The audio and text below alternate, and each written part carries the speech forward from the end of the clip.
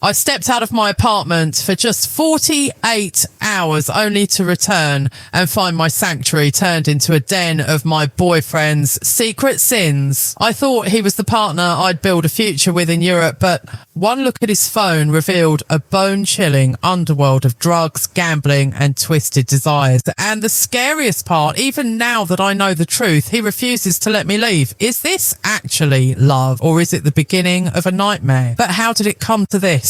How did my blind trust lead to such a brutal betrayal? How did he manage to hide such a terrifying double life for 4 years right under my nose? And where does this toxic road end? In a dream life abroad or at the edge of my own destruction? I'm Sneha. Stay with me as we unravel this unbelievable story of blind trust and ultimate betrayal. There is a specific kind of silence that fills an apartment at 3 a.m. It's not just the absence of noise. It's a heavy velvet blanket that drapes over the furniture, the books, and the restless mind. Listen closely. You can hear the hum of the refrigerator, the distant rhythmic whoosh of a car passing by on the wet pavement 5 stories down, and the steady beat of your own heart. In this city, millions of people are sleeping, their dreams weaving through the night sky like invisible wires. But I am awake. I am always awake, and tonight I want to take you back to where the silence began. To understand the storm that destroyed my life just a few weeks ago, you have to understand the foundation of the house it wrecked. You have to understand the girl who lived in the shadows long before the darkness found her. I was born into a house full of books and empty of warmth. My parents were both academics, professors, intellectuals, people who could dissect complex theories about society and economics, but couldn't solve the simple equation of a happy marriage. I don't have memories of them holding hands. I don't have memories of Sunday morning pancakes or family road trips where we sang along to the radio. My memories are of closed doors. My memories are of hushed arguments that felt like thunder rumbling just beyond the horizon. By the time I was old enough to understand the word divorce, they were already living in separate worlds. My father packed his bags and his theories and left. He became a voice on the phone, a signature on a cheque, a ghost who visited on holidays. I stayed with my mother. We lived in a drafty apartment that always smelled of old paper and lavender. My mother, she was brilliant, truly, but her mind was like a beautiful, fragile glass sculpture that had developed a spider web of cracks. She struggled with her mental health. Some days she was the professor, sharp, witty, commanding, but other days the shadows would come. She wouldn't get out of bed. The blinds would stay drawn, turning day into night. She would cry over things that hadn't happened or stare at the wall for hours, lost in a labyrinth I couldn't enter. So I grew up fast. While other kids were worrying about prom dates or math tests, I was worrying about whether mum had taken her meds. I became the parent. I learned how to cook dinner standing on a step stool. I learned how to pay the bills. I learned how to lie to the neighbours when they asked why they hadn't seen her in a week. She's just busy with research, I'd say, flashing a practiced smile. And loneliness wasn't something I felt. It was the air I breathed. It was my roommate I walked through my teenage years with a shield up, convinced that I had to be strong, that I couldn't afford to be weak. But the thing about being strong all the time is that it makes you desperate for a place to rest. It makes you crave someone who will just take the weight off your shoulders, even for a second. That desperation led me to my first mistake. It was 2017. I was in high school, a sophomore with messy hair and a backpack full of textbooks. I used to hide my face. That's when I met him. Let's call him Mark. He sat 2 rows behind me in history class. He had that charm, that dangerous, easy charm that feels like sunlight after a long winter. He noticed me. For a girl who spent her life trying to be invisible to protect her mother's secrets, being noticed was intoxicating. We started talking, then texting, then those long late night phone calls where you whisper about everything and nothing. He made me feel like I wasn't just the girl with the sick mum. He made me feel like I was the main character in my own movie. But looking back now through the lens of experience, the red flags were there. They were waving in the wind, bright crimson, but I was colourblind with infatuation. Mark was chaotic. He skipped class. He had a temper that flared up like a match and burned out just as fast. He smoked not just cigarettes. There was always a sweet, sickly smell clinging to his hoodies. I'm just stressed, he'd say. My dad's on my case. You know how it is, babe. And I believed him because I wanted to save him. I thought that because I had spent my life taking care of my mother, I was naturally equipped to fix broken people. I thought my love could be the rehab he needed. We dated for 2 years of a roller coaster that went up and down so fast it made me nauseous. One day he was bringing me flowers. The next day he was ghosting me for 48 hours. I made excuses for him. I told my friends he was complicated. I told myself he was troubled but deep. The crash came in 2019. It wasn't a gradual fade. It was a sudden impact. I remember the night perfectly. It was a humid summer evening. The air felt thick, sticky. I had gone to a party I didn't want to attend just because he asked me to meet him there. When I arrived, the music was thumping against the walls, shaking the floorboards. The air was hazy with smoke. I pushed through the crowd looking for him. I found him in the backyard, but he wasn't alone. He was sitting on a rusted lawn chair, eyes glazed over, staring at nothing. And on his lap was a girl I knew from chemistry class. They weren't just talking. The intimacy of the scene, the way her hand was on his neck, the way he leaned into her, it hit me like a physical blow to the chest. I froze. Time seemed to slow down. I saw the empty beer cans. I saw the small plastic baggies on the table beside him, evidence of the stress relief he claimed he needed. I walked up to them. He looked at me and his eyes, they were empty. There was no guilt, no panic, just a dull recognition like I was a stranger he had met once in a grocery store.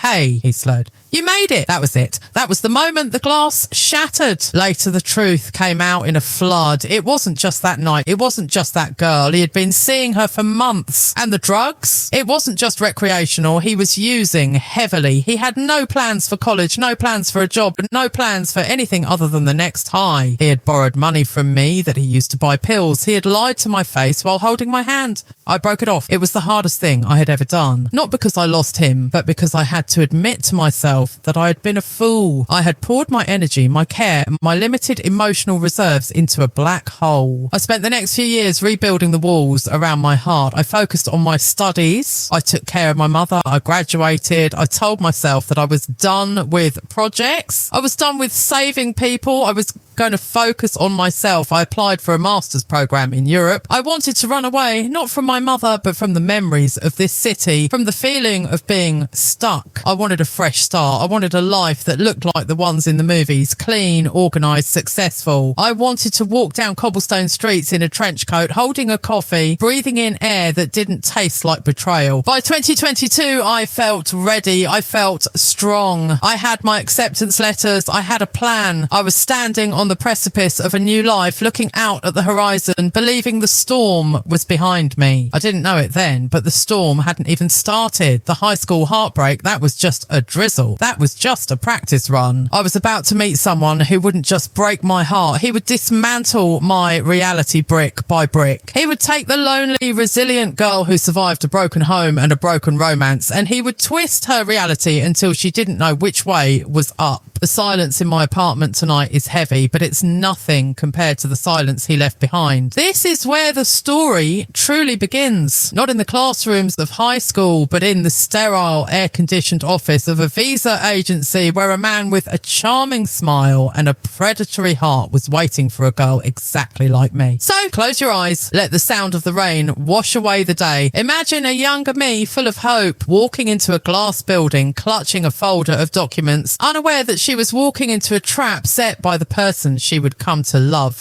the most. Drift with me now, away from the past and into the year 2022. The year the architect of my dreams became the architect of my nightmare. The waiting room of the visa consultancy firm smelled of stale coffee, industrial floor cleaner and desperate hope. It was early 2022. I was sitting in a plastic chair clutching a folder of documents so tightly my knuckles were white. This was the gateway to my escape. Europe, that single word held the promise of cobblestone streets, cold winters, and a life far away from the shadows of my childhood home. I was just another applicant number in a system that felt cold and indifferent. But then a door opened and he walked out. Let's call him Jason. He didn't look like the other tired employees shuffling papers behind glass partitions. He looked sharp. He wore a fitted dress shirt, sleeves rolled up to the elbows, projecting an air of frantic efficiency. He was the guy who got things done. When he called my name, he didn't just look at the file, he looked at me. He offered a smile that didn't feel practiced. It felt like he was letting me in on a secret. Like he was saying, "Don't worry, I've got you." "Student visa, right?" he asked, tapping a pen against his desk as I sat down. "Don't worry, your profile is good. We just need to polish the narrative." That word stuck with me. Narrative. He wasn't just processing paperwork, he was helping me write my story. And little did I know,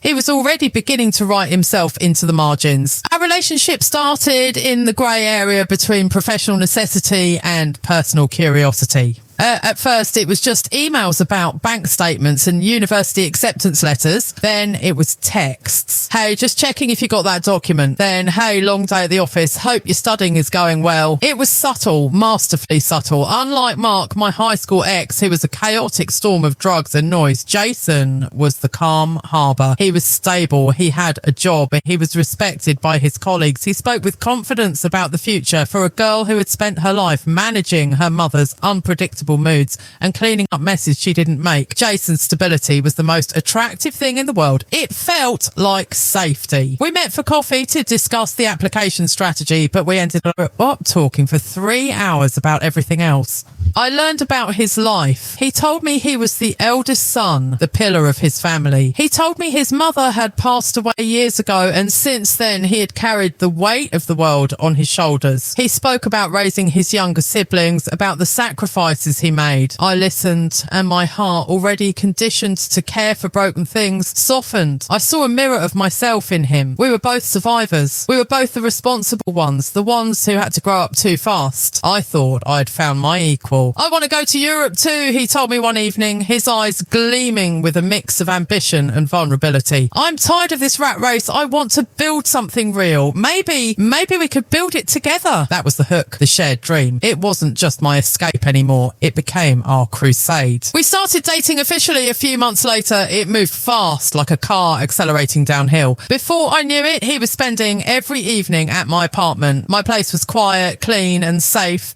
a stark contrast to whatever chaos he claimed was happening at his family home. Slowly, his toothbrush appeared in the bathroom. His clothes filled a drawer, then 2 drawers, then half the closet. He never officially moved in. He just never left. My apartment became our sanctuary, and for a while it was perfect. We would cook dinner together, dreaming about what our kitchen would look like in Berlin or Amsterdam. We were partners. But looking back now, I can see the walls closing in. It didn't happen all at once. It happened brick by brick. The first brick was the concern. Jason was incredibly attentive. Too attentive. He wanted to know where I was every minute of the day. If I went to the library, he needed a text when I arrived and a text when I left. If I didn't reply within 10 minutes, he would call, his voice laced with panic. "I was just worried, babe," he'd say, sounding breathless. "You know how dangerous the city is. I just need to know you're safe." I interpreted this as love. I thought, wow, no one has ever cared this much about my safety before.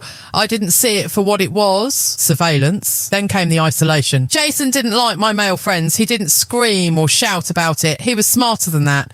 He would just get quiet. If my phone buzzed and it was a guy from my study group asking about a project, Jason's mood would shift instantly. The temperature in the room would drop. He would become sullen, staring at the TV, refusing to eat. When I'd ask what was wrong, he'd say, "It just hurts, you know. I give you everything and you're busy entertaining other guys. Do they matter more than me?" The guilt would wash over me. I would apologise. I would reassure him, and eventually, to avoid the arguments, to avoid that cold silence that reminded me too much of my parents' dying marriage, I just stopped replying to them. I stopped hanging out with my study group. I narrowed my world down until the only thing in it was Jason. He convinced me that his jealousy was proof of his passion. "I can't stand the thought of anyone else having your attention," he'd whisper, holding me tight. "You're mine. We're in this together against the world." And I believed him. I wanted to be possessed. I wanted to belong to someone so completely that I could never be abandoned again. I trusted him implicitly. In those 4 years, I never once unlocked his phone. I never asked to see his messages. Why would I? He was the one who was paranoid about me.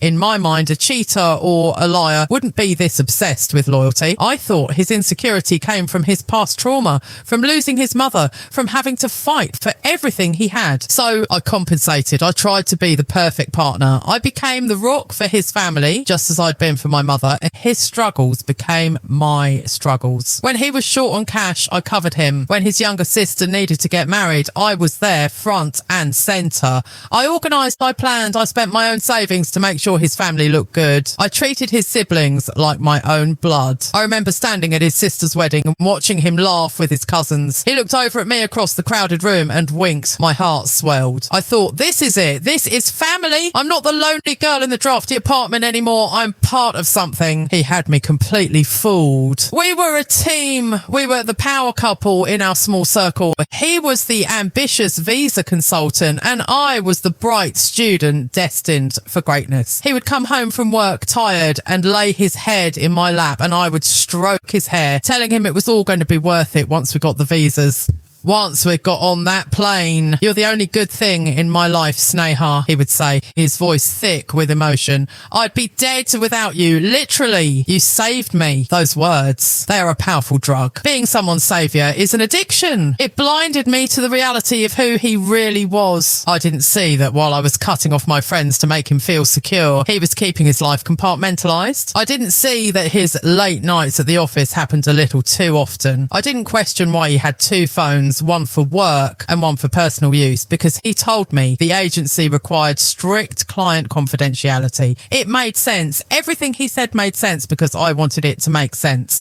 I was building a fortress on a foundation of sand, but I was too busy decorating the rooms to notice the ground shifting beneath my feet. The climax of this illusion came just a few months ago. The news we had been waiting for finally arrived. Jason got his visa approved for Europe. I remember the day vividly. He came bursting into the apartment, waving the paper in the air. We screamed. We hugged. We jumped up and down like little kids. We opened a bottle of cheap sparkling juice and toasted to our future. We did it, he said, looking deep into my eyes. Everything we dreamed of, it's happening. I felt a profound sense of relief. All the sacrifices, the isolation, the financial strain, it was all validated in that one moment. We were going to make it. We were going to leave this city and its memories behind.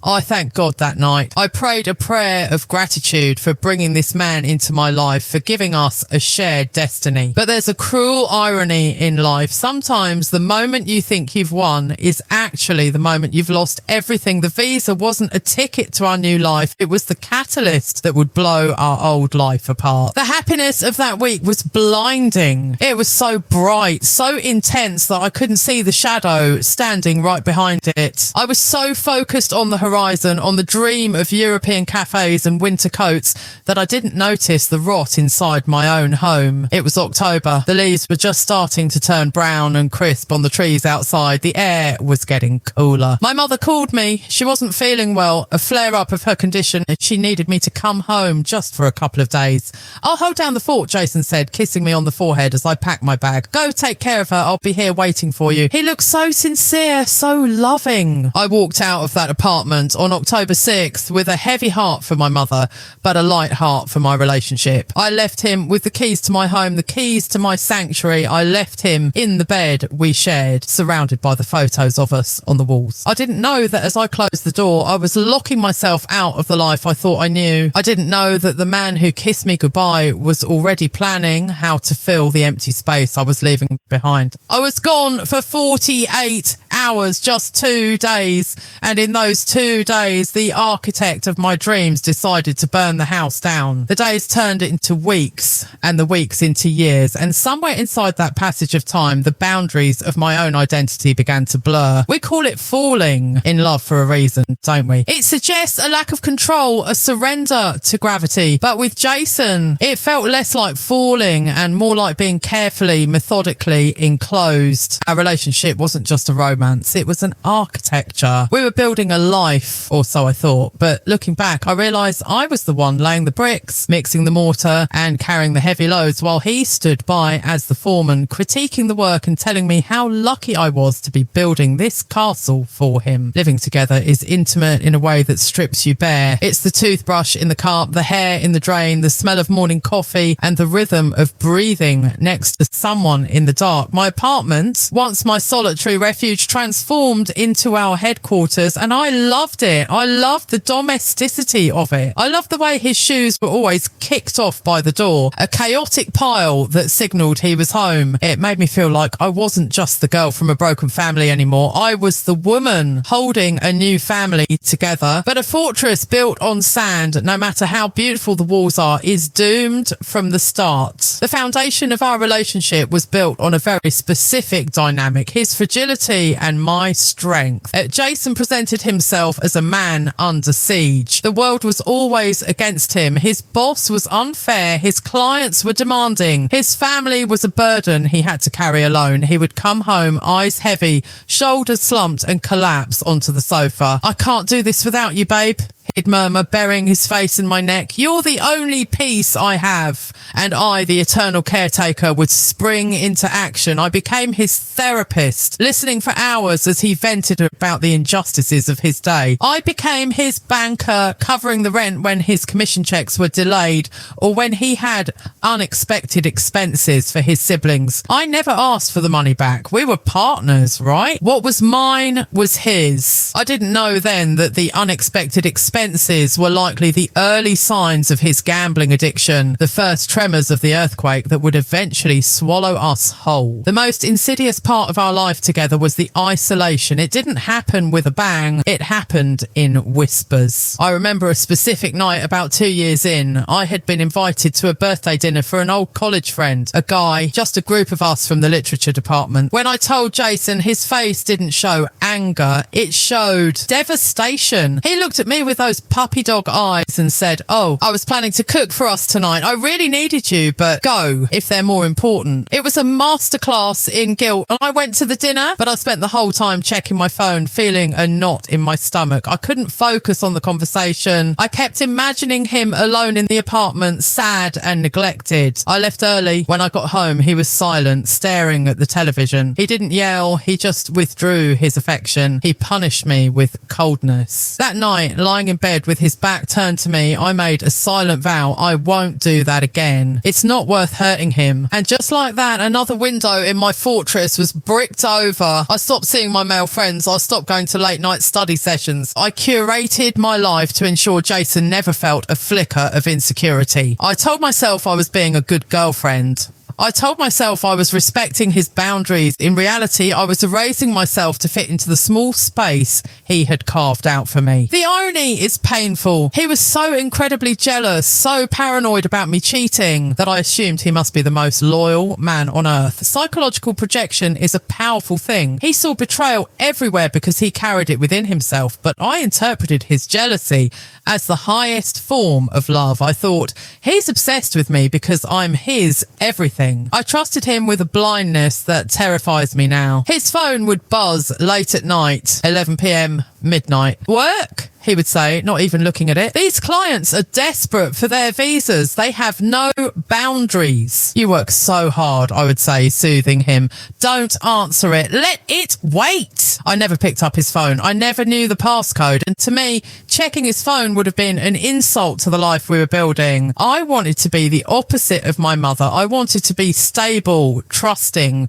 devoid of paranoia. I wanted to prove that love could be simple. So I ignored the red flags. I ignored the times he would step out to the balcony to take a call, closing the glass door behind him, and I ignored the nights he came home smelling faintly of alcohol when he said he was working late at the office. He's stressed, I told myself. He's building our future. And then there was his family. Jason's mother had passed away and he had filled that void with a narrative of martyrdom. He was the eldest brother, the saviour of his kin. I stepped into that vacuum with a full heart. I wanted to be the mother figure they needed. I wanted to be the sister-in-law who held it all together. The peak of this devotion was his sister's wedding. It was about a year ago. Jason was the man of the house, so technically he was in charge, but in reality, I planned that wedding. I negotiated with the caterers. I picked out the flowers. I sat with his sister for hours, calming her nerves, pinning her veil, wiping her tears. I remember the day of the ceremony. It was chaotic. Jason was running around, playing the role of the benevolent big brother, shaking hands, drinking whiskey with his cousins, laughing loud and hard. He looked charismatic. He looked like a leader. But behind the scenes, I was writing the checks to the vendors because Jason was short on cash until the next wire transfer. I was the one making sure his grandmother had a seat. I was the one smoothing over the family drama. At the reception, Jason gave a toast. He held up his glass, his face flushed, and spoke about love and family and sacrifice. Everyone clapped. His aunts wiped their eyes. He looked over at me and smiled, raising his glass in my direction. And to Sneha, he said into the microphone, my rock. The room applauded me. I felt a warm glow spread through my chest. I felt seen. I felt valued. I didn't care about the money I'd spent. I didn't care about the exhaustion. I felt like I was part of a clan. I had no father, a distant mother, and no siblings of my own. But here in this banquet hall, I was family. I was essential. I didn't know that the rock he toasted was just a stepping stone for him. I didn't know that while I was busy planning his sister's wedding, ensuring his family's happiness, he was already living a double life that would make a mockery of every vow being exchanged that day. We were the couple, the ones everyone looked at and said, they're next. We talked about it constantly. Marriage wasn't an if, it was a when. But first Europe, that was the deal. We would get our visas, move to a new country, settle down, and then get married under a winter sky in some romantic European plaza. That dream became my religion. It was what I prayed to. It was what got me through the late nights of studying and the stress of managing my mother's episodes. By the time the autumn of 2024 arrived, I was completely woven into his web. I was financially entangled with him. My social circle was decimated. My emotional well-being was entirely dependent on his mood. If Jason was happy, I was happy. If Jason was cold, I was freezing. I had given him the power to destroy me, and I had handed it over with a smile, wrapped in trust and tied with a ribbon of blind loyalty. So when the visa finally came and when that golden ticket to our future arrived in the mail, I didn't see it as an exit strategy for him. I saw it as the finish line for us. We celebrated, we cried, we held each other on the floor of the living room, the same floor where just days later my heart would be ripped out. I love you, he whispered that night, his voice sounding so raw,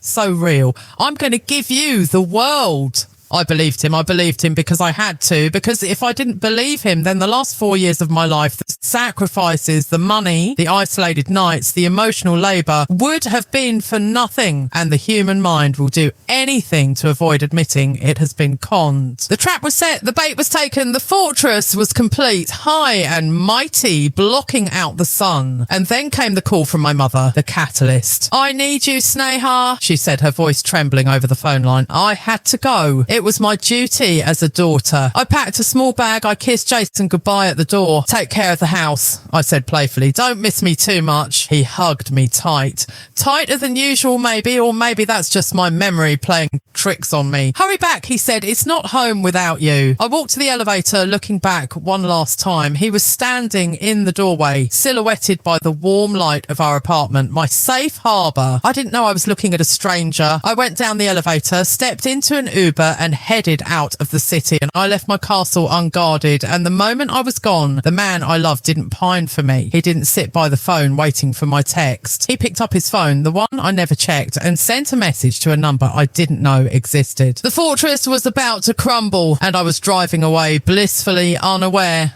that the debris would soon bury me alive. The envelope arrived on a Tuesday. It wasn't anything spectacular to look at, just a standard thick white envelope with official stamps and a return address that made my heart hammer against my ribs. But to me, it was heavier than gold. It was the golden ticket. It was the culmination of every late night, every saved dollar, every swallowed pride, and every whisper of "it will get better" that I had traded with Jason for 4 years. I remember staring at it on the kitchen counter for a full 10 minutes before Jason got home. The afternoon sun was slanting through the blinds, illuminating dust motes dancing in the air. The apartment was quiet, but inside my head there was a symphony. This was it. This was the exit sign. When the key turned in the lock and Jason walked in, tossing his jacket onto the sofa with his usual exhausted sigh, I didn't say a word. I just pointed at the counter. He froze. He looked at me, then at the envelope, and then back at me. His eyes, usually clouded with the stress of his job and the demands of his clients, suddenly cleared. He ripped it open. The sound of tearing paper was the loudest thing in the world.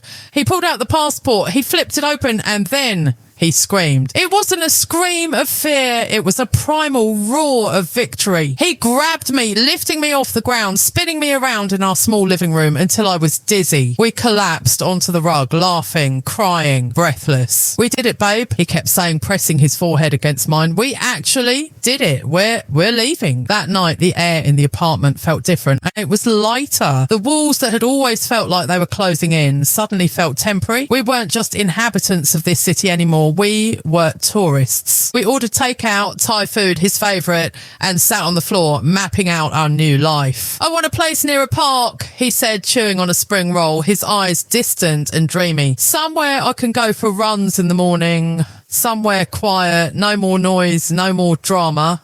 And I'll find a library," I added, caught up in the fantasy. "I'll study and we'll walk to get coffee on weekends." He reached out and squeezed my hand. "You deserve it, Sneha. You've put up with so much. My family, the stress. I know I haven't been easy, but this is the reset button. Once we get on that plane, the old Jason is gone. I'm going to be the man you deserve." I looked at him, at the earnestness in his face, the moisture in his eyes, and I felt a wave of love so powerful it almost hurt. I believed him. Why wouldn't I? Who acts this well? Who talks about redemption and future mornings in a park while harbouring a secret life so dark it would make you sick? The conviction in his voice was absolute. For the next few days, we lived in a bubble of euphoria. We were untouchable. The petty annoyances of life didn't matter. The traffic, the bills, the noise of the neighbours. It was all background static. We had the golden ticket. But the universe has a cruel sense of timing.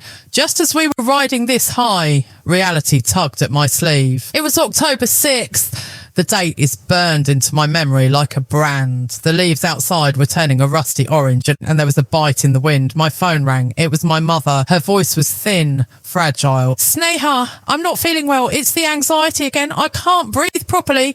My stomach dropped. I was torn. On one hand, I was in the middle of celebrating the biggest victory of my life with the man I loved. On the other hand, I was the daughter of a woman who had no one else. The guilt, my old companion, tapped me on the shoulder. I hung up and looked at Jason. He was sitting on the couch, scrolling through his phone, probably looking at flights, I thought. "I have to go to Mom's," I said, my voice quiet. "She's having an episode." Jason looked up. For a split second, a microsecond, I saw something flicker in his eyes. Was it annoyance? Was it relief? It happened so fast, I missed it. By the time I focused, his face was a mask of concern. "Is she okay?" he asked, sitting up straight. "I don't know. I think I need to go stay with her for a couple of days just to stabilise her." He stood up and walked over to me, wrapping his arms around my waist. "Go," he said softly. "Family comes first. You know that. I'll hold down the fort here. Don't worry about anything." "I hate leaving you right now," I admitted, resting my head on his chest. "We were just starting to celebrate." "We have the rest of our lives to celebrate," he said, kissing the top of my head. "Go take care of her. I'll be here when you get back. I'll probably just catch up on some sleep and finish some work." I packed a small duffel bag, essentials only. I wasn't planning on being gone long. 48 hours, that was the timeline. 2 days to calm my mother down, refill her prescriptions, and get back to my real life with Jason. As I stood by the door ready to leave, I looked back at the apartment. It looked cosy. The warm lamp was on in the corner. There was a blanket thrown over the armchair. It was the picture of domestic peace. And standing in the middle of it was Jason. "Call me when you get there," he said. Drive safe. I love you, I said. Love you too, he replied. I closed the door. The sound of the latch clicking shut felt final, though I didn't know why at the time, and I took the elevator down, walked out into the cool October evening and hailed a cab. As the city lights blurred past the window, I felt a strange mix of emotions. I was worried about my mother, yes, but underneath that, I felt a glowing ember of happiness. I had the visa. I had the guy. I was a good daughter going to help her mum. I felt like I was winning at life. The drive to my mother's house took about 3 hours. It's a quieter town, less chaotic than the city. When I arrived, the house was dark. I let myself in and found my mother in bed, trembling. The next 24 hours were consumed by the routine of caretaking. I cooked soup. I sat by her bed and read to her. I organised her pills. I played the role I'd been playing since I was 10 years old. But even while I was there, my mind was back in the apartment. I texted Jason constantly. Made it. Mum is okay. Just shaken up. Miss you. His replies were sporadic. Well, glad you're safe. Miss you too. Just watching a movie. Going to bed early. Exhausted. Good night, babe. I stared at that text. Going to bed early. It was unlike him. Jason was a night owl. He usually stayed up until 2 a.m. playing video games or working, but I brushed it off. He's probably just coming down from the adrenaline of the visa news, I rationalised. He's resting. The second day, October 7th, felt longer. My mother was feeling better, sleeping more. I had too much time to think. I sat on her porch looking at the grey sky, feeling a strange tug in my gut. It wasn't suspicion. Not yet. It was just an emptiness, a feeling of being disconnected. I called Jason in the afternoon. It rang 4 times before he picked up. His voice sounded groggy, thick. Hey, he said, did I wake you? I asked, checking my watch. It was 2 p.m. Yeah, just took a nap. Headache, he mumbled. Oh, poor baby. Drink some water. I'll be home tomorrow morning, I said soothingly. Tomorrow? Okay, cool. Can't wait. He sounded distant, detached. But again, I filled in the blanks with my own narrative. He's sick. He's tired. He misses me. I didn't hear the nervousness in his voice. I didn't hear the background noise. Was that a faucet running? Was that a door closing? I love you, I said again, needing to hear it back. Yeah, love you, he said, and the line went dead. I sat there looking at the phone screen. A tiny cold drop of unease landed in the pool of my stomach, but I ignored it. I told myself I was being paranoid, just like my mother. That night, October 7th, I went to bed in my childhood room, and the house creaked in the wind. I couldn't sleep. I tossed and turned, staring at the ceiling. I had this urge to just get in a car and drive back right then in the middle of the night, but I didn't. I stayed. If I had gone back that night, if I had walked in 12 hours early, I would have walked into a scene straight out of hell, but I didn't. I waited until the morning of October 8th, the day the world ended. I woke up early, packed my bag and kissed my mother goodbye. I have to get back, I told her. Jason is waiting. The journey back to the city felt different than the journey out. The sky was overcast, heavy with unshed rain, and the traffic was gridlocked. I felt impatient. I wanted to be home. I wanted to crawl into my own bed next to Jason and smell his scent. I wanted to resume the celebration. I finally arrived at my building around noon. The doorman, a kind older man named Mr. Henderson, let's call him that, gave me a wave. But was it just me, or did he look at me a little longer than usual? Did his smile falter? I shook it off. I was projecting.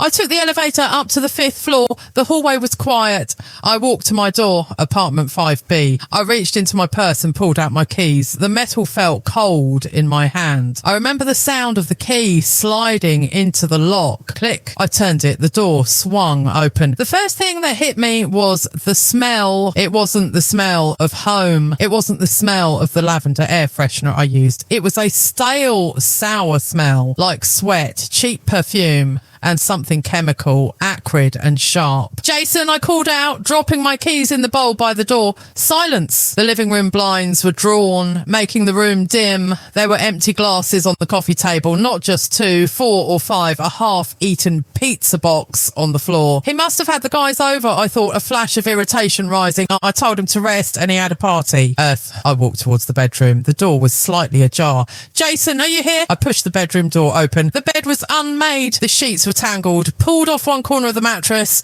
and there, lying on the floor, right next to the side of the bed where I slept, was a small, shiny, square foil packet. It was ripped open and my brain stopped. It literally rebooted. I stared at it. A condom wrapper. We didn't use condoms. We hadn't used condoms in 3 years. I was on the pill. I stood there frozen. My bag slipping from my shoulder and hitting the floor with a thud. I looked at the wrapper, then at the bed, then back at the wrapper. The golden ticket to Europe was sitting on the dresser right where we left it, but the ticket to my destruction was lying on the floor. The silence of the apartment was no longer peaceful. It was screaming. And then I heard the bathroom door creak. I turned around. Jason was standing there, a towel wrapped around his waist, water dripping from his hair. He looked at me and his face. The colour drained from it instantly. He looked like he had seen a ghost. Sneha, he stammered, his voice cracking. You're back early. The golden ticket had just been cancelled and the ride to hell was about to begin. Time didn't just stop. It shattered. It broke into a million jagged little pieces that rained down around me, cutting through the skin of the life I thought I knew. I stood there in the doorway of our bedroom, my bag still resting heavily against my ankle where I dropped it. The air conditioner hummed a low, monotonous drone. Oblivious to the fact that the world had just ended, my eyes were locked on that small silver square on the floor, a condom wrapper, torn, empty. Jason stood by the bathroom door, a towel wrapped around his waist, water dripping from his wet hair onto the hardwood floor. Drip, drip, drip. The sound was deafening in the silence. Sneha, he said again, a nervous chuckle escaping his lips. It was a sound I had never heard from him before. Hollow, tinny, fake. You scared the hell out of me. I thought you were coming back tomorrow. He walked toward me, arms slightly open, going in for a hug. He was trying to bulldoze right past the moment, trying to overwrite reality with his physical presence. I took a step back. My back hit the door frame. Don't, I whispered. My voice didn't sound like mine. It sounded like it was coming from underwater. I pointed a shaking finger at the floor. What is that? Jason stopped. He looked down, feigning confusion. He squinted as if he needed glasses to see the shiny object reflecting the overhead light. What, that piece of trash? He shrugged, a masterpiece of casual indifference. I don't know. Probably fell out of an old pocket or something. You know how messy I get when I'm doing laundry. He bent down to pick it up and his movements quick, trying to erase the evidence. Don't touch it, I screamed. The volume of my own voice startled me. Jason froze, his hand hovering inches from the floor. He slowly straightened up, his face hardening. The sweet boyfriend mask slipped, just an inch, revealing the irritation underneath. Okay, relax, he said, his tone shifting to that patronising calm men use when they want to make you feel like the crazy one. Why are you screaming? You've been gone for 2 days. Maybe it was there before you left. Maybe you dropped it. I felt the blood rush to my face. Me! I choked out. You think I dropped a condom wrapper on the floor of our bedroom? We haven't used those in 3 years, Jason. 3 years. I don't keep a log of our inventory, Sneha. He threw his hands up, turning away to walk toward the dresser.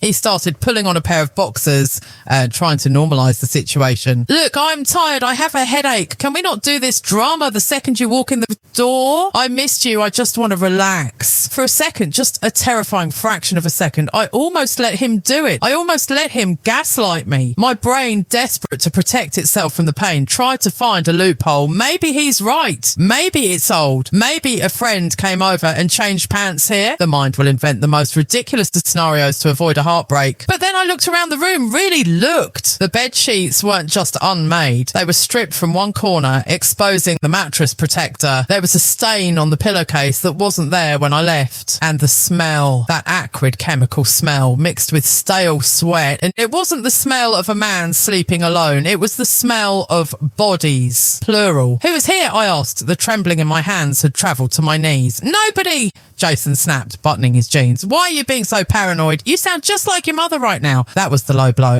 That was the weapon he always kept in his back pocket, comparing me to my mentally ill mother. Usually that would shut me down. It would make me retreat, apologise and question my own sanity. But not today. Today the evidence was on the floor. I'm going downstairs, I said, turning on my heel. What? Where are you going? Panic flared in his voice for the first time. I'm going to ask Mr. Henderson. I'm going to ask the concierge who came into this apartment. Jason lunged forward, grabbing grabbing my arm. His grip was tight, too tight.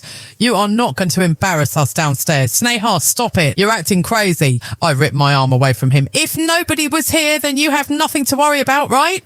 I ran. I didn't wait for the elevator. I took the stairs, flying down 5 flights, my heart pounding so hard I thought it would crack my ribs. I needed truth. I needed an external source to tell me what was real, because inside that apartment, reality was being twisted into a pretzel. I burst into the lobby, breathless. Mr. Henderson was sitting behind the desk, reading a newspaper. He looked up, startled by my dishevelled appearance. Miss Sneha, he asked, lowering his glasses. Is everything all right? I thought you came in just 10 minutes ago. I gripped the edge of the marble desk, leaning in. Mr. Henderson, I need you to tell me the truth. Please. I was gasping for air. While I was gone the last 2 days, did anyone come to my apartment? Did Jason bring anyone up? Mr. Henderson looked uncomfortable. He shifted in his seat, glancing at the security monitors, then back at me. He was a good man, a fatherly figure who had seen us come and go for years. He knew we were the couple. Miss Sneha, he began, his voice lowered. It's not really my place to discuss residents' guests. Please, I begged, tears finally spilling over. I found things in my room. He's telling me I'm crazy. I just need to know if I'm crazy. Please don't protect him. He looked at my face, saw the desperation, and his professional resolve crumbled. He sighed, a heavy, sad sound. He had guests, yes, Mr. Henderson said quietly. Who? I whispered. A girl. Mr. Henderson hesitated, then shook his head slowly. It wasn't just a girl, Miss Sneha. It was a group. My stomach turned. A group? Saturday night, he said, consulting his logbook, though I could tell he remembered it clearly. Around 10 p.m.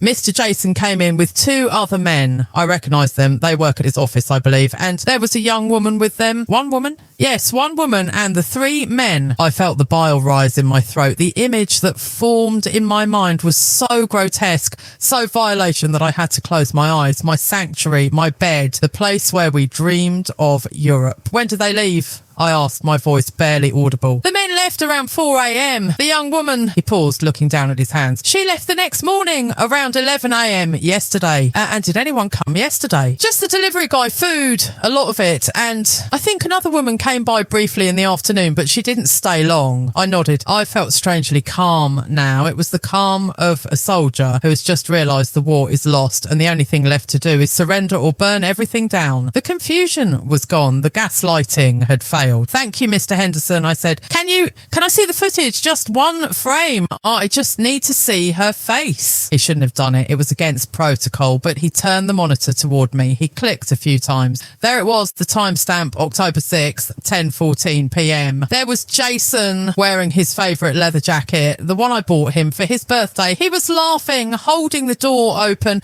2 guys I recognised from his office, Dave and Mike, were high-fiving each other, and walking between them was a girl.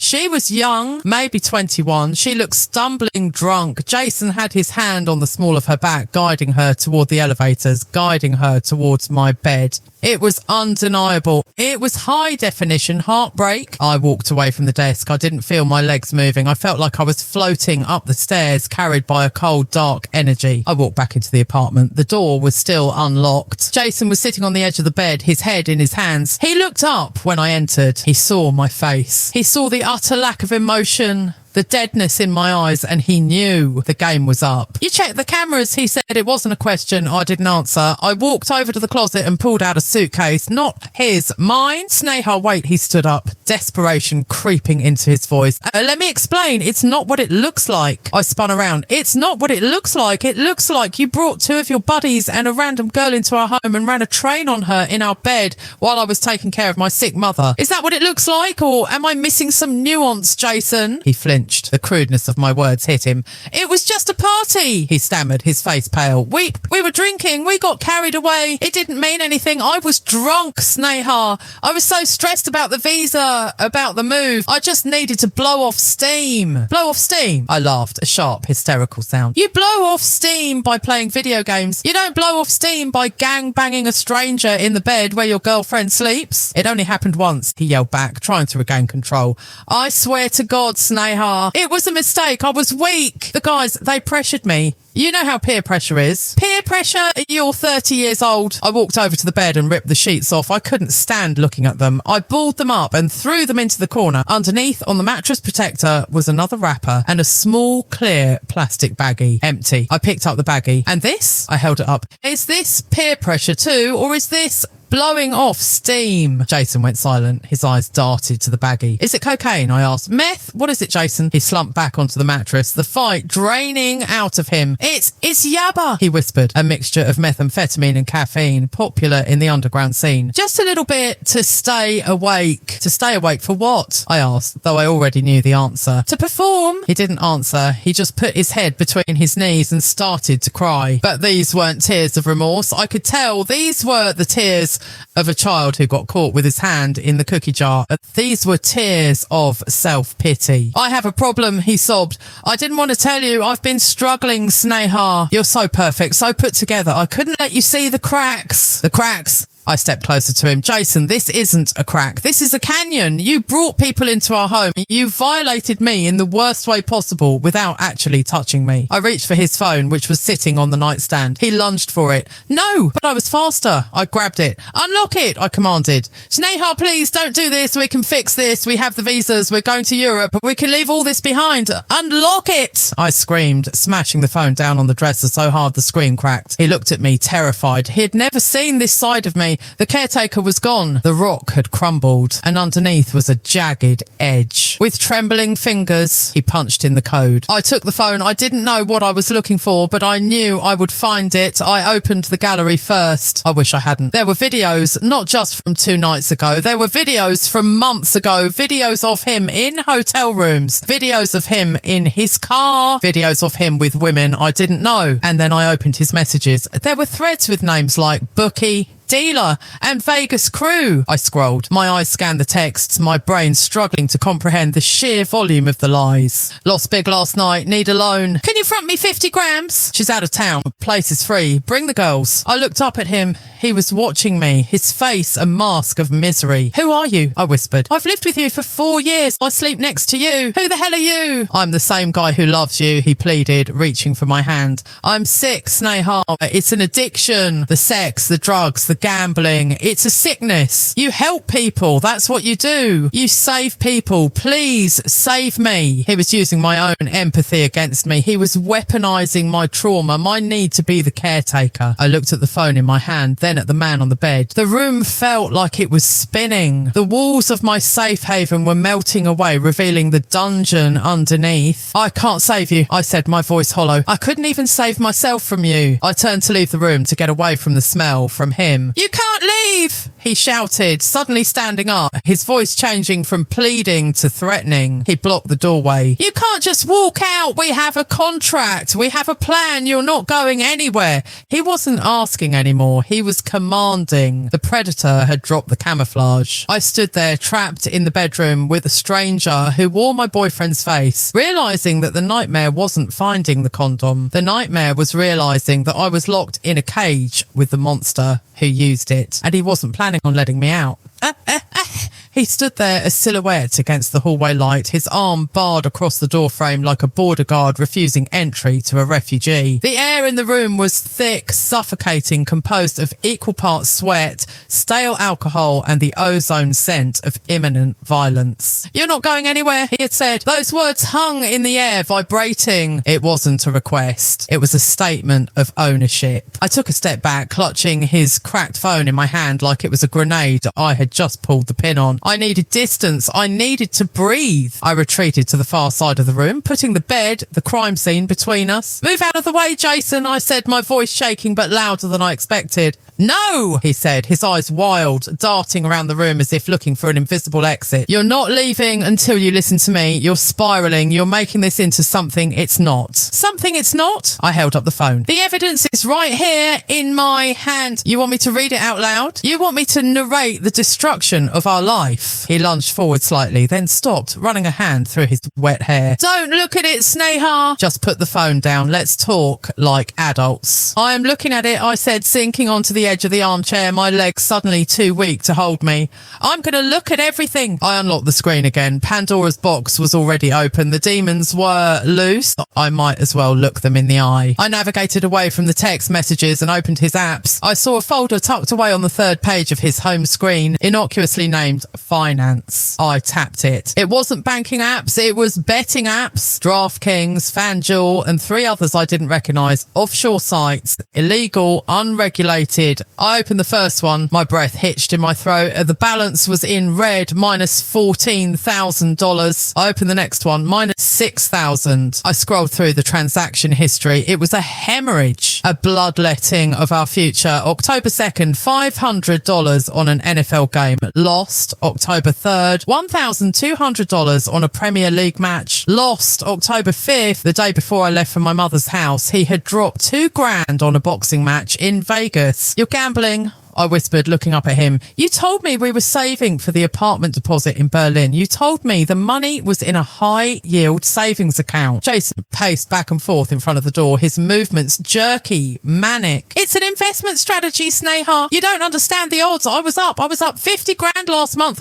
I hit a bad streak. I can win it back. One good weekend and we're back on top. I spat the word out. There is no we in this. You gambled my money. The money I transferred to you for the flight tickets. He stopped pacing and looked at me, his face twisting into a mask of pathetic justification. I did it for us. I wanted us to go to Europe in style, first class, penthouse. I wanted to give you the life you deserve by losing everything. I went back to the phone. I needed to see the bottom of the well. I opened his photo gallery again. I had seen the thumbnails earlier, but now I forced myself to look at the dates. There was a folder labelled Vegas Trip 2023. I remembered that trip. He told me it was a mandatory conference for the visa agency, and he said he would be in seminars all day. I remembered packing his suit. I remembered ironing his shirts, making sure he looked professional. I remembered texting him, good luck with the presentation, babe. I tapped the folder. There were no seminars. There were no suits. The first video showed a hotel suite at the Bellagio. Bottles of Grey Goose and Patron lined the table, and there were women. Not just 1, 3 or 4. They were dancing, laughing, sitting on the laps of Jason and his friends. I watched a video dated June 12th, 2023. Jason was holding the camera, selfie style. He was shirtless, his eyes wide and dilated, the look of a man flying high on stimulants. A blonde woman I had never seen before kissed him on the cheek, and he turned to the camera and shouted, "What happens in Vegas stays in Vegas, baby." I felt a physical blow to my gut. On June 12th, 2023, I was at home nursing a fever. I remembered he had called me that night whispering, "I wish I was there to take care of you, honey. This conference is so boring." He had lied to me with the ease of a sociopath. He wasn't just cheating. He was living a completely parallel existence. "Who are these women, Jason?" I asked, turning the screen toward him. He didn't even look. He knew. "Escorts," he mumbled. "It was the guys. They ordered them. I didn't want to be the buzzkill. It's just physical, Sneha. It meant nothing. It's like getting a massage. It's just a service."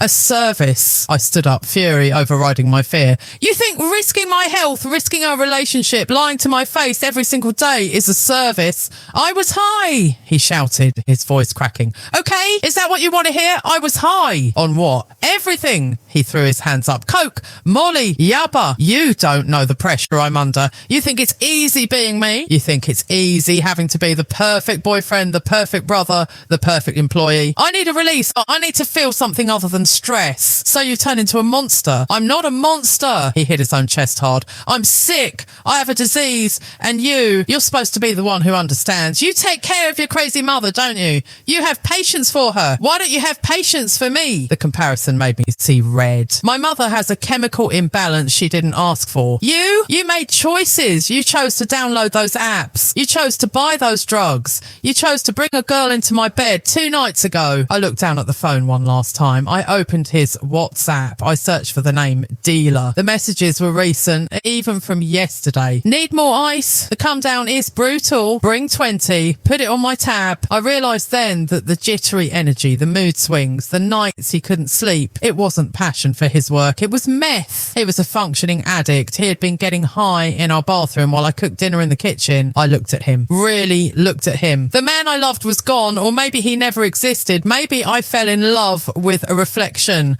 a mirage he projected to trap me. I'm done, I said, my voice dead calm. I'm leaving now. I walked toward the door, clutching my suitcase handle. Jason stepped in front of me again. His face changed. The pathetic, crying child vanished, and something colder, darker took its place. He crossed his arms. You can't leave, he said, his voice dropping an octave. Get out of my way. No, he smirked, a chilling, dead-eyed smirk. You think you can just walk out after everything I've done for you? I got you that visa, Sneha. I pulled strings. I made calls. You think you're going to Europe without me? I don't care about Europe anymore, I said. I just want out of this apartment. You're on my application, he said, stepping closer, invading my personal space. We're linked. If I go down, you go down. You think the embassy will like hearing that you were complicit in my illegal activities? Because that's what I'll tell them. I'll tell them you knew about the gambling. I'll tell them the drugs were yours. My blood ran cold. You wouldn't. Try me. His eyes bore into mine. I have nothing to lose, Sneha. My life is already on fire. If you leave me, I will burn yours down too. I'll ruin your reputation. I'll send photos, private photos of us to your professors, to your mother.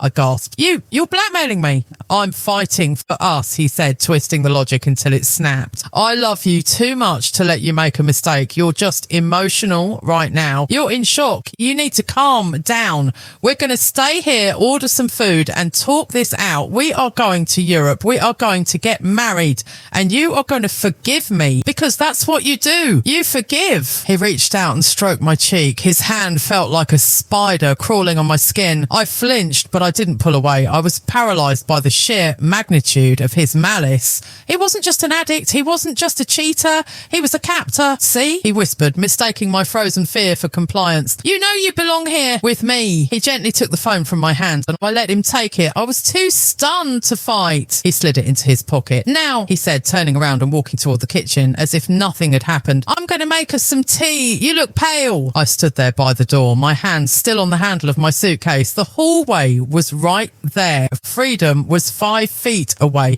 but his threats, the embassy, the photos, my mother formed invisible bars across the exit. I had opened Pandora's box, hoping to find the truth.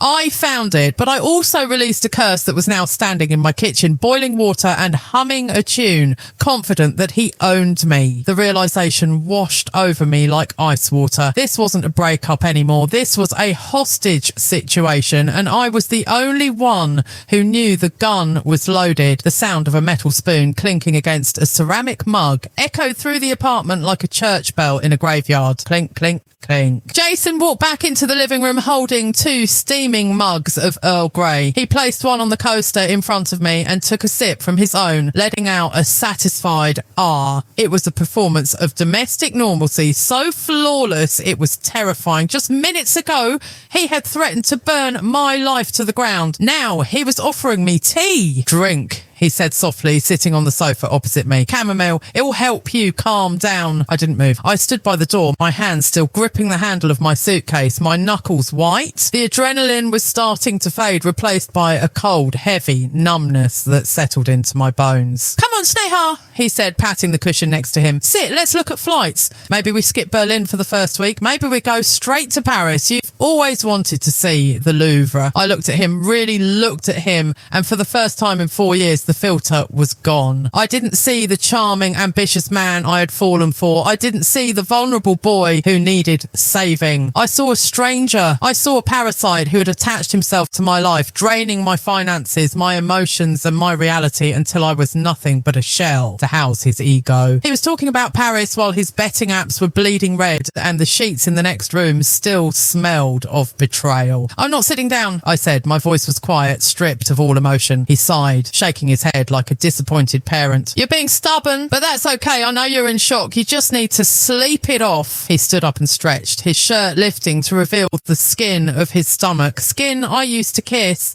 skin I used to think was home. I'm exhausted, he yawned. The last few days have been a lot. I'm gonna crash. We'll talk in the morning when you're rational. He walked past me so close I could smell the faint chemical tang of the drugs still clinging to his sweat. He didn't even check to see if I was following. He was that confident. He believed his threats about the embassy and the photos had paralysed me. He believed he owned me. He went into the bedroom, our bedroom, and shut the door. I stood in the living room for a long time. The silence returned, but it wasn't peaceful. It was heavy, pregnant with the weight of a decision I knew I had to make. I checked my watch, 2:15 a.m. I crept toward the bedroom door and pressed my ear against the wood. I heard the rhythmic, heavy breathing of a man in a deep chemical crash. The come down from Yaba and meth is brutal. It pulls you into a sleep that is almost like a coma. He wouldn't wake up, not for hours. I retreated to the living room and sat on the floor in the dark. This was it, the crossroads. In the movies, this is the part where the heroine has a dramatic realization, but in real life, it's just a slow, crushing ache. I thought about my father, a man I barely knew who left because he couldn't handle the responsibility. I thought about my mother, alone in that drafty house, her mind a maze she couldn't escape. I had spent my entire life trying to be the opposite of them. I tried to be the glue, the fixer, the one who stays. And look where it got me, trapped in a high-rise apartment with a sociopath who used my empathy as a weapon. Jason's threats echoed in my mind. I'll send the photos. I'll tell the embassy. Fear is a powerful cage. It tells you that the unknown outside is worse than the misery inside. It tells you to compromise. Maybe he can change, a small treacherous voice whispered in my head. Maybe if we get to Europe, I can fix him. Maybe this was just a bad phase. But then I looked at the coffee table. The mug of tea he had made me was still there, cold now. A peace offering from a man holding a gun to my head. If I stayed,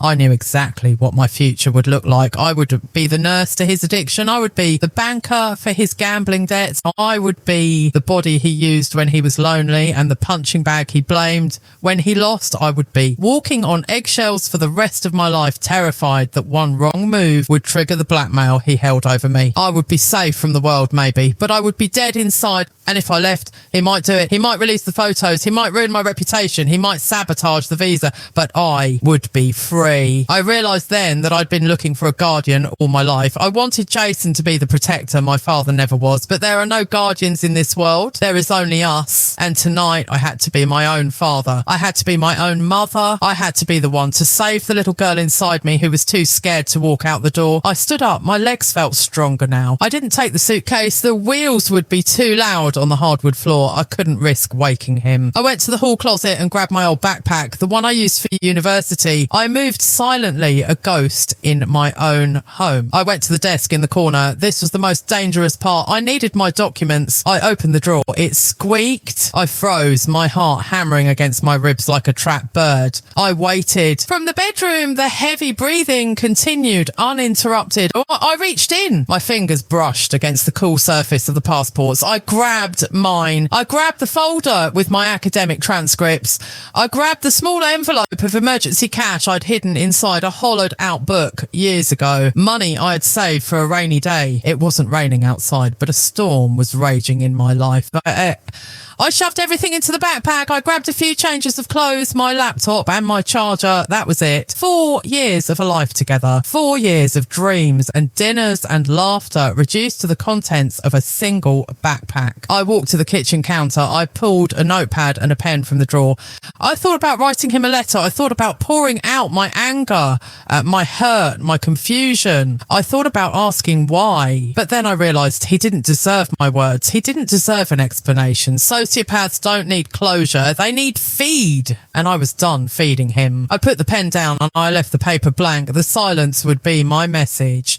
I walked to the front door. The apartment felt different now. It didn't feel like home. It felt like a crime scene. I was fleeing. I looked back one last time at the living room, the couch where we watched movies, the spot on the rug where we celebrated the visa. Those memories were already turning to ash, crumbling under the weight of the truth. I put my hand on the deadbolt. I turned it slowly. Click. The sound was thunderous to my ears. I waited. Nothing. I opened the door and stepped out into the hallway. The air in the corridor was cool, sterile. It smelled of floor wax and freedom. I pulled the door shut behind me. I didn't lock it. I didn't care who got in. I didn't care if robbers came and took the TV or the furniture. The only thing of value in that apartment was me, and I was leaving. I didn't take the elevator. I couldn't bear the thought of being enclosed in a metal box and watching the numbers count down. I took the stairs. Flight 5, flight 4, flight 3. With every step down, I felt lighter. The heaviness that had been sitting on my chest for months,